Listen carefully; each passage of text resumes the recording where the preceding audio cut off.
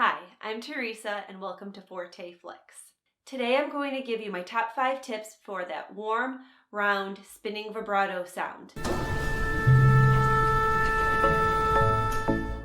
Tip number 1, be very clear in your mind of the sound you want to achieve.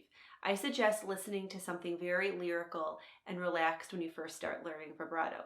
Listen to something like Meditation from Thais, Air on the G string, and when you're practicing your vibrato exercises, have a model in your mind of what you want your vibrato to sound like. Tip number 2, focus on the basics while you warm up. To have a beautiful vibrato, it's important that you have a good left hand position and you're playing in a relaxed way. Here are some important points to go over. So what are the basics? When you're warming up with, let's say, scales, you need to be listening to very clear and precise intonation. Second, you need to be very careful about your form. First, when you put your left arm up, you need to make sure your whole arm is in a relaxed position. Think of your elbow as the bottom of a pendulum and it's just hanging under the violin right where gravity leads it, that you don't have any tension to the left or right side. Second, you want to make sure you're putting your fingers down on the tips and gravity is having your whole arm hang down and your wrist is in a relaxed straight line. You also want to make sure your thumb is in a relaxed, loose position and you're not gripping the neck.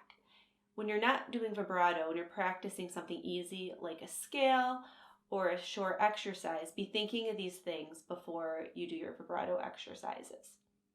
Tip number 3, visualize what you want your vibrato to look like. Having a visual in your mind of what you need to do will help your muscles cooperate and master the motions required to do a vibrato. One tip is watch your stand partner in orchestra. If they're a little further along, watch their hand and try to mimic it. You can do this in your lessons with your teacher or watch a video of your favorite violinist.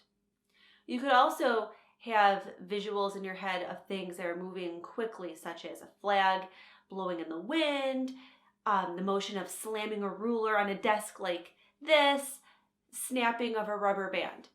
Lastly, it's often helpful to practice vibrato in front of a mirror. Often when you're watching your own hand, your muscles will work in a more efficient way when you're just getting started learning the motion. Tip number 4, be consistent. When you're first learning vibrato, it's really important to practice it as much as you can. Go through your practice exercises carefully and methodically. A little consistent effort will go a long way. Only spending a couple minutes every day will really help get your vibrato going. Also, when you're working on simple songs or a harmony part in orchestra, try to use your beginner's vibrato as much as possible. It'll really help speed the process of learning the new skill up. Tip number 5, don't give up and don't fall into the trap of comparison. Everybody learns vibrato at his or her own pace. Some people are really lucky and they pick up on it in 1 or 2 lessons. Some violinists or violists, it might take several years to master. It's important to remember that you have your own unique strengths and weaknesses, and if you're consistent, you can learn it too. It is now time for the joke of the day. Why was the cellist in jail? Because she was under arrest. Because she was under arrest. That's the joke. I hope you enjoyed this video. If you use these practice tips, your vibrato is going to improve in no time at all. Don't forget to like and subscribe, and see you next time.